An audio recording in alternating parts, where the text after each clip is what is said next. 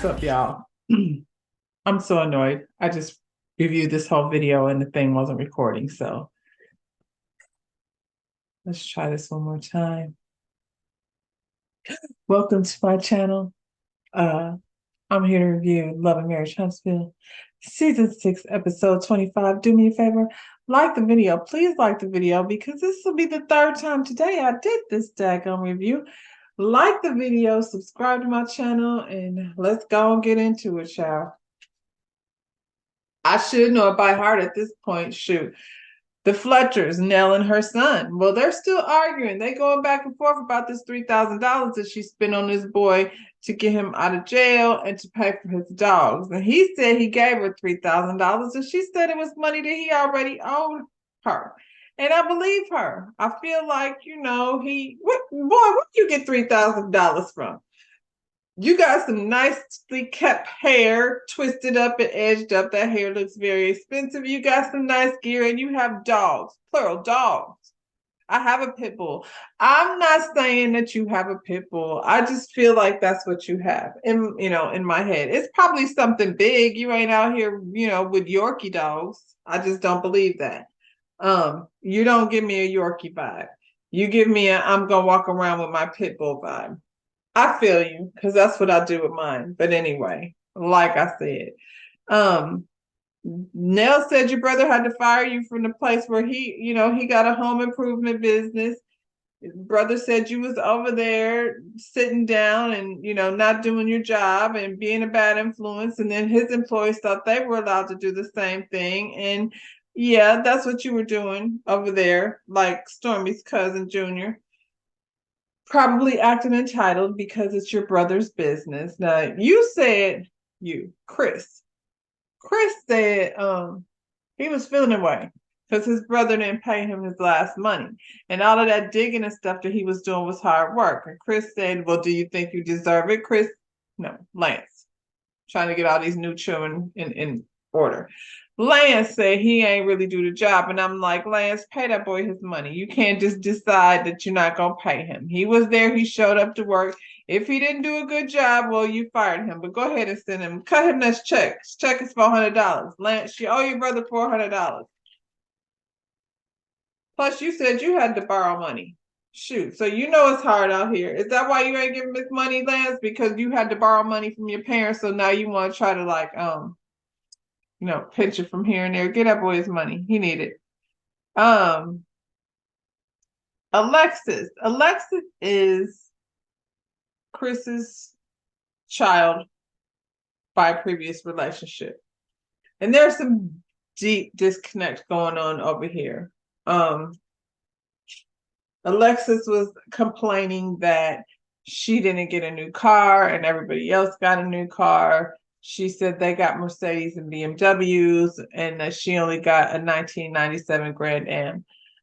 Alexis, I feel like, and this is what they're saying every time there's a family fight, that's what she brings up. And I think it's more than that. She says she feels like she's getting treated differently, and there's clearly a separation where she goes away and doesn't contact the family. They said she'd be blocking them, and when they started, when we got introduced to them, Nell said that she was 16 months old when her and Chris got together. So I think from on the other side over there, whatever was going on, it must not be very easy to have your man gone and, start a life with someone else and you have a 16-month-old child. I don't know what the dynamics of that relationship was, but I know 16 months after you have a baby, you're not feeling like probably you want to be done with your relationship. You're trying to figure out how this person is going to be a father. So now he's over in this new house with this new woman being a father to her child, and yours is over here. So, I feel like there's years of things building up to make Alexis feel the way she does. She goes to the car because that's the one thing that bothers her. It irritates her that she was driving this Grand Am that she probably didn't want, and now they all got Mercedes and stuff. Something about some $22,000 and she got into an accident, and I don't know. I don't know what's it's not about the car. I think that's what they need to realize. It's definitely not about the car. It's about the whole situation. Um, yeah, so Alexis said they barely came to her wedding. They said they were barely invited to their wedding. I don't know how you barely attend anything, and I don't know how you're barely invited, but apparently, whatever issues they had going on prior to the wedding got resolved before the wedding because they attended. So it seems like everybody that was, raised in that house is a team because Lance even said that. Like, we came and we showed up as a team, and then there's her. She don't feel part of the team. And y'all don't seem like you're trying to make her feel part of the team. And Chris sits there not saying anything. Chris is on mute. Chris, open your mouth because this is your responsibility.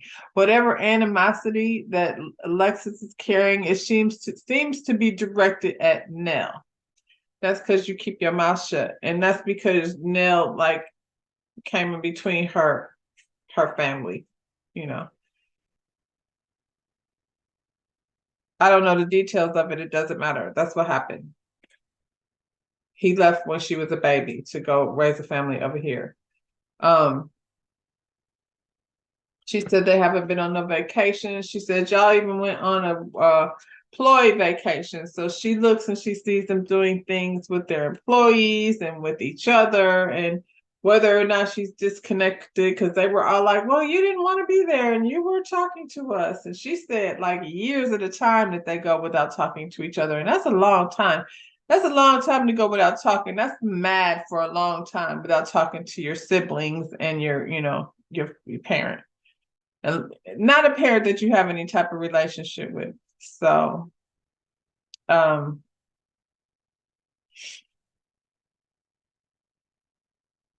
at some point her little sister called her a bitch, and I was like, that was a bit much. I mean, this is part of the problem because it's us against her type of situation.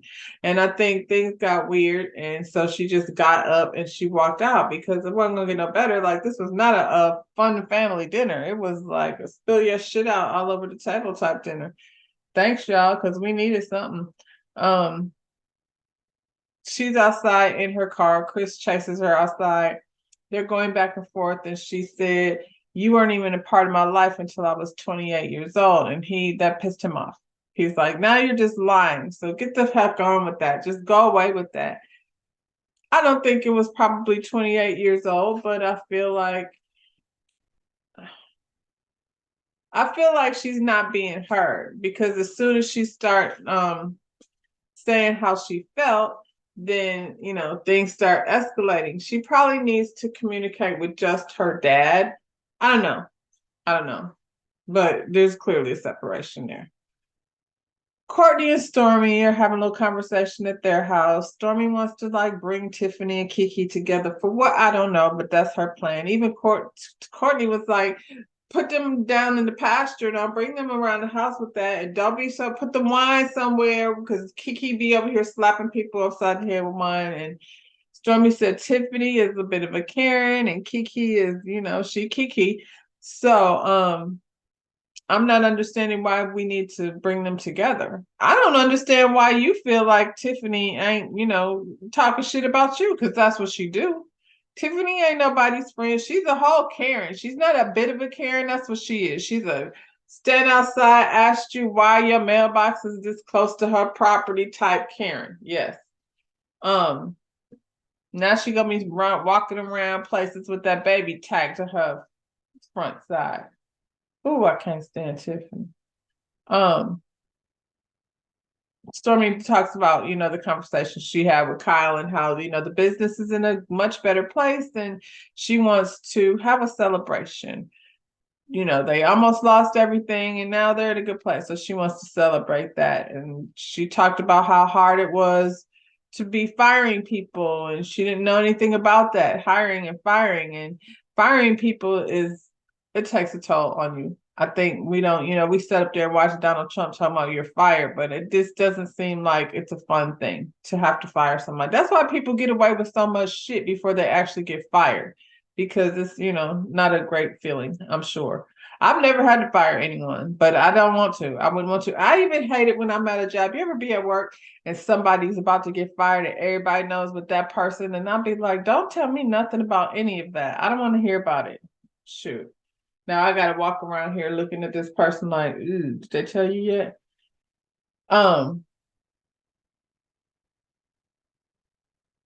Courtney then, while she's telling him how glad she is to be in a better place, then tells her that he hired Junior back. And she's like, what? What was the whole point of me firing Junior if you were just going to hire him back? But Courtney said, they got a second chance. He wants to give Junior a second chance. He thinks Junior learned his lesson. I guess. Courtney. Stormi told him, look, just like me and Kyle talked about, you go ahead and give him a chance if you want to, but as soon as he's not stepping up and doing the things that he's supposed to do, it's going to be your responsibility to step up and let him know that he's no longer needed. So you give him a chance if you want to, but if he mess up, it's going to be on you to get rid of him, because I'm not going to keep doing that. I hate talking about him. Martel moves out of that house in the middle of the night. It was weird.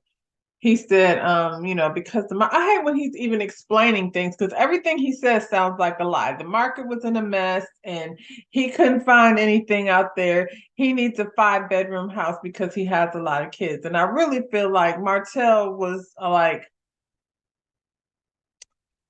competing with Mel. He wanted a house that he felt like stood up to, whatever it is she's doing over there. Whatever. At the end of the day, you stay squatting in the people's house, and it was disrespectful to your friendship with Chris. And you sitting up here acting like you could give a care. Like, what did they think? Like, I mean, they'd be all right. I needed somewhere to stay. That's not how that works. And I feel like, thank goodness for Chris, because you would have had your ass out in the streets. And then having to pay them people court costs. It's just an asshole, ungrateful asshole. It don't matter. Not just women, but everyone. He worse than the kids, acting like somebody owe him something.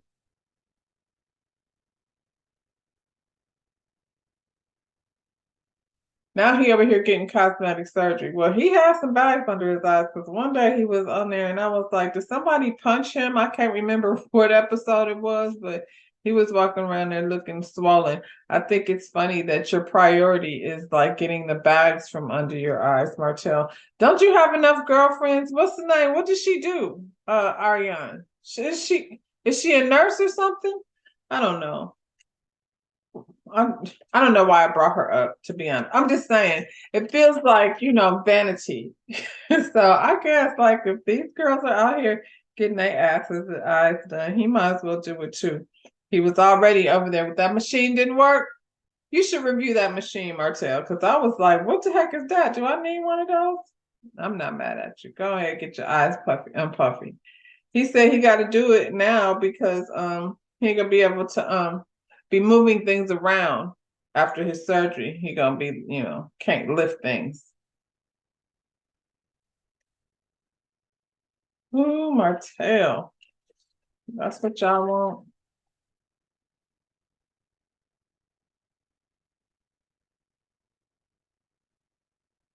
This scene here was irritating only because he wasting our time. Mel is at her house packing orders. She's got thousands of orders. I'm sure the people love her stuff. I haven't purchased any yet, but I'm really not I don't do well with that, with those facial rituals. I like to get shit I can get in my hand. And this is expensive. I ain't in my budget. But that's neither here nor there.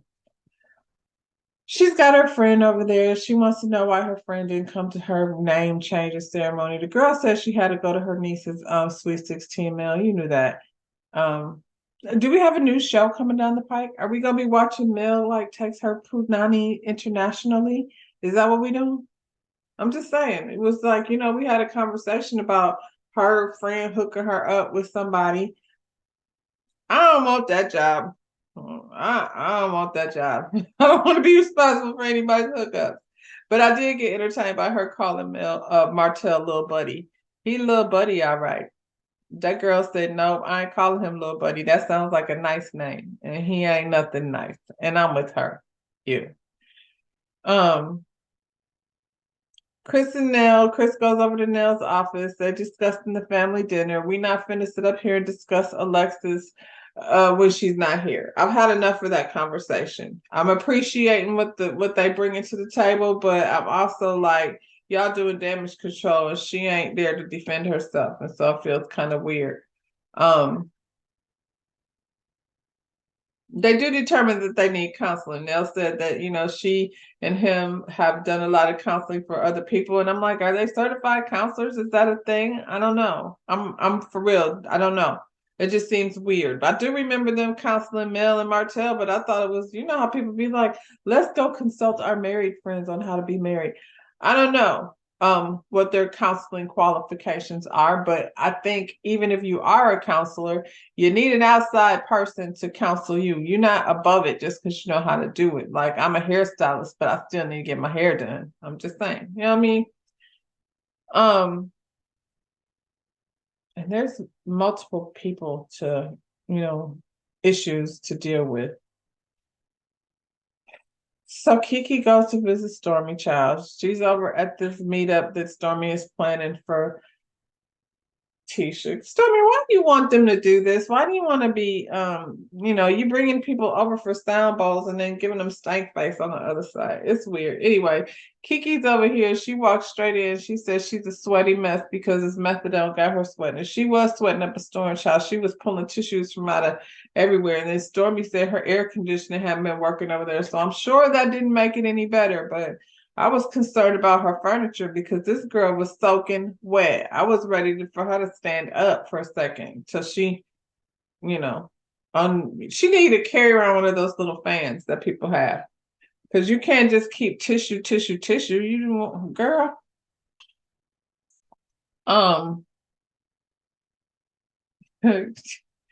Kiki said the methadone is working. I like it a lot. It makes me sweat, but I like it a lot. I wish I had had it years ago. I told y'all Kiki went on a tour. I'm, not interested anymore. Stormy asked her about Tisha. Had they talked? She said they have not. She has not talked to Tisha. Tisha is blocked. She don't have nothing to do with her. She tired of Tisha her mess. She tired of them like blaming her for things that she didn't do. At the end of the day, if it wasn't for her, Tisha would not be in the place that she's in today. She's taking complete and total responsibility and credit for Tisha's, walk in life. Girl, that's whack. You're not responsible for, you do not deserve credit for everything that Tisha has ever done in her whole entire life. Stop it. I agree that y'all should stop. I agree that y'all should be blocked. Because you keep saying we've gone through this since we were 13 years old. Well, it's time to stop. Don't do it anymore because y'all are far from 13. Y'all are rolling up on 50, 45. I don't know how old. I think Tisha just turned 40. So still, y'all grown as hell to be sitting here talking about we having fights and we've been doing it since we were 13. Block her. Block each other. Don't talk to each other. Leave it alone. Y'all ain't cool. I'm just saying. Stormy said that Tiffany went too far on that interview with Carlos. She did. Tiffany thinks she's better than Kiki. We don't know why, but Kiki said, I hate to have to teach her a lesson, but I'll do it, and she will. And thus Stormy's thing about poking the bear, like, stop doing that. Don't poke the bear before you get poked the fuck back. And in that moment, here comes Tiffany with that baby strapped around her chest like a shield of protection. Put your baby in the line of fire, Tiffany. So when this chick starts swinging shit at you, she get an ace first. And Kiki, just stay away from her because Karen over here is definitely a call to cops type individual.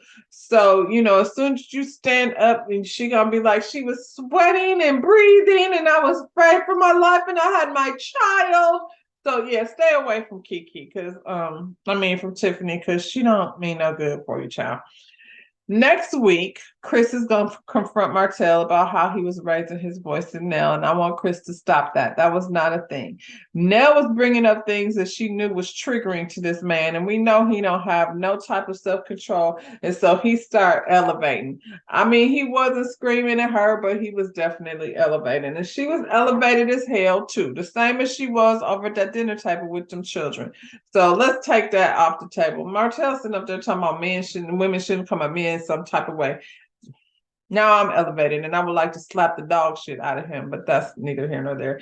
Tisha out here playing. Her and Marceau is over here still making up storylines. So they want us to believe that now she's pregnant. Tisha, stop. Nobody wants that. And if you pull out a positive pregnancy test and your husband has had a vasectomy, then you should have some other concerns. We looking. Where you been, Tisha? Not down to Marceau, not down to the black. Anyway, they're stupid. They're making shit up. I'm not even gonna entertain that. Chris has a heart-to-heart with his son, which seems to be pretty emotional. So hopefully we'll get a little more insight into what he got going over there and why he find himself down to the jailhouse. Especially when he has a very nice home that he can go somewhere. But he don't want to work. Not like how his brother works. So then you need to go to school. Like she talked a little bit about him not really having his path. You better quit playing. You know what I'm saying? And if he can't afford them dogs, he don't need them. Now we got him. And this is one thing. Once you have dogs, you can't just change your mind and be like, never mind. But you did keep the dogs. I see, because he's not in any position to take care of them. Jesus. Lou quit, y'all. I think that's what happened. I think Big Lou this is his last episode. He said, Tiffany, what exactly is the show doing for us? Not nothing. So I don't know that they'll be back next season. At least Lou won't. They be down, 2 down, and I don't know how many more to go, but I made it through, even though I did this review already. Next time I'll push record for real. Anyway, yeah. Like the video, subscribe to my channel, and we'll talk about something else in a little while. Bye.